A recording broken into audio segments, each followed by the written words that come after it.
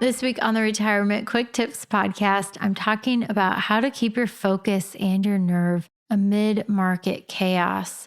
I've talked about some, not tricks, but some things, some tips, some strategies, some ideas, some things to keep at the forefront of your mind to really help you to not give in to the temptation, that fight or flight response of selling and abandoning your long-term investment strategy when there's chaos in the markets.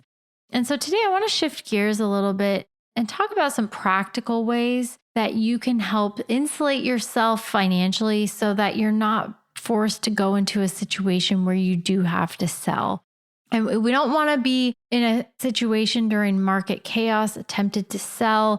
What we can do is try to build a bigger moat around our finances. Like your portfolio is a little castle. And if we have a bigger moat, we can protect it more from outside influences. And hopefully that will keep us from needing to sell during a market downturn. The moat is I think a pretty good analogy, but I also like to think about this as like wilderness preparedness training.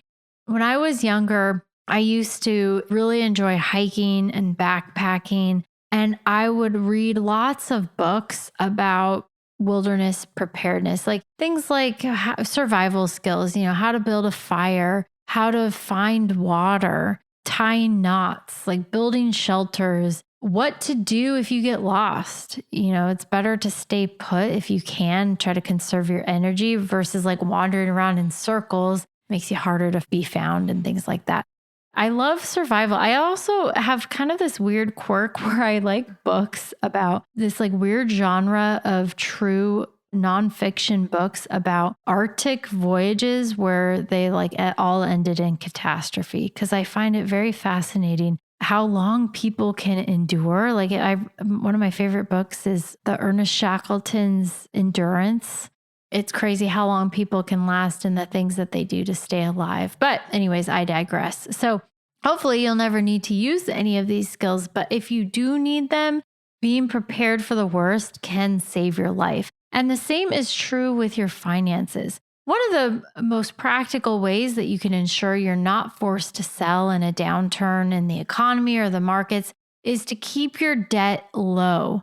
When times are good, it's easy to get complacent, but we can't do that. We have to get aggressive about paying off all debt. Now, mortgage can be an exception. A lot of people are still going to have a mortgage, but even if you can pay down your mortgage, that frees up your finances so that a lot of your income is discretionary. It's not going towards paying debt, paying somebody else every month. In an economic downturn, we want access to credit.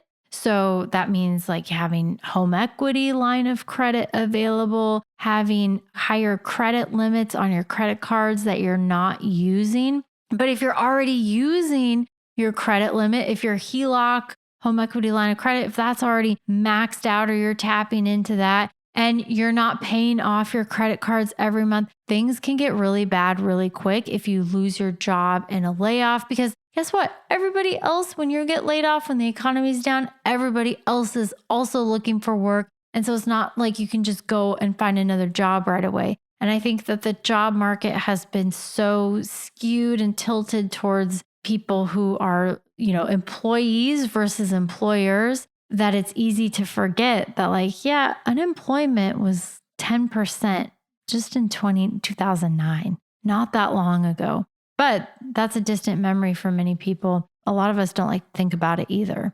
All right, another strategy is to maintain cash, lots of it. 3 to 6 months of expenses is going to get you through most situations so that you're not having to cash out your 401k, put your groceries on a credit card. I talked last week about those buy now, pay later apps that people are putting groceries on now. That's scary stuff.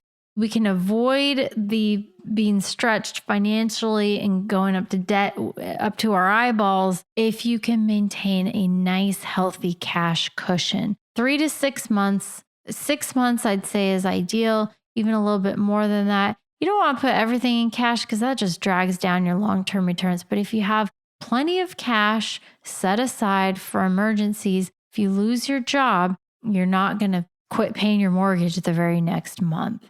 Okay, then the last one, nobody likes this one. We want to plan for the worst case scenario. So if you're still working, what would happen if you lost your job right now? If you got laid off, if you're one of the companies out there, you work for a company right now. I just read about Intel the other day. They're laying off a bunch of people. I swear every other year, and I don't know what it is with that company, but they lay off people all the time. And so you could be stuck in a big layoff situation.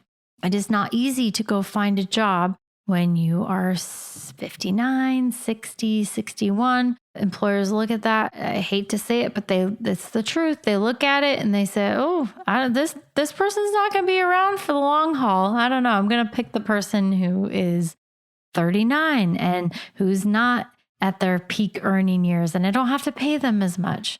So we want to think about, what is your plan B? If you don't have an income coming in for 6 months because you got laid off, what would your finances look like?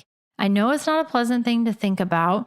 So we got to tough it out though, because it's necessary. You have to think through what you will do. And the time to do that is not when you're in the midst of a crisis, because we're all freaked out. Our vision, our judgment is all clouded. You have to do that when it's like the sober. I have to think through these things and decide in advance, what am I going to do? What's my plan B?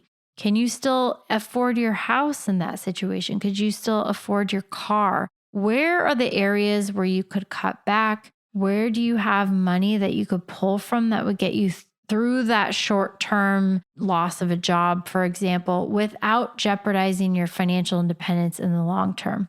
So, for example, even though you do have the ability to take a loan from your 401k, you can't actually take a loan when you lose your job because you're no longer working for that company. Now, you have other means of accessing your retirement accounts, but generally we want to leave those alone. And we want to go back to number 2, which is maintaining enough cash. So a lot of times what it comes down to is just implementing some austerity measures on yourself, cutting your expenses back as much as possible.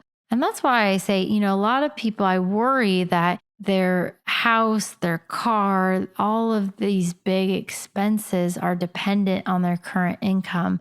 And if they lost their job, if they got laid off, these things are going to be pretty unaffordable pretty quickly. So we want to have breathing room in your finances, but we want to plan for that worst case scenario, which for many of you listening who are still working, I think an effective way to think through this is like, okay, what would happen if I lost my job, if I got laid off, if I couldn't find work for 3 or 6 months, or maybe a little bit longer? I'm not saying you should plan like never to work again, but we have to think through these things and where you could cut back if you had to. And do you have the breathing room to be able to do that?